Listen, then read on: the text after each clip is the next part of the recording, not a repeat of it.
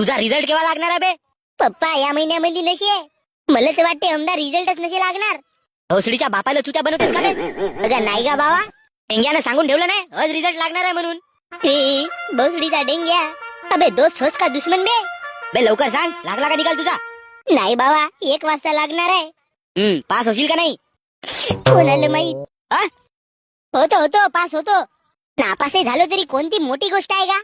2-4 महिन्यामध्ये री एक्झाम देईन. बे री एक्झाम देवासाठी तू जिवंत तर राहिलाच पाहिजे. आता तू नापास झालास तर उद्या तुला जिवंत गाडीन जिवंत. बाबा गा, तू बाप होस का कोणता भैसासूर? गा नापास झालेले पोरं मोठे होऊन मोठे करोडपती बनतात आणि पास झालेल्या लोकांना नोकऱ्या का न देतात. असा असता तर मी आज ऑफिसच्या खुर्चीवर बसलो असतो. तर काऊन नाही बसल्या तुम्ही? मुरव्यात झाला का? कपारावर जोडा फेकून मारीन का नाही मला काही नसे माहित. आज तू पास झालाच पाहिजे म्हणजे झालाच पाहिजे. लोंडिया बाजी करावाला तर नाही सांगायला का बे तुले? अगा बाबा, मी पूर्ण सिद्धतनं पेपर लिहिलो होतो, पण आता तपासणारा कसा तपासते तो कोणाला माहित. नापास झालो तर माझी गलती नाही राहील, त्या तपासणाऱ्याची गलती राहील. तू टेन्शन नको घेऊ गण्या.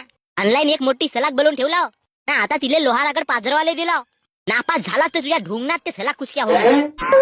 बाबा अगं मारावाची पद्धत राहते. पाठीवर 2-3 बुक्या मारलास तर काही नाही. सलाख खूप असतो म्हणतेस तर कमी आग होईल का? आपल्या ढुंगणात कुचकून पावा ना.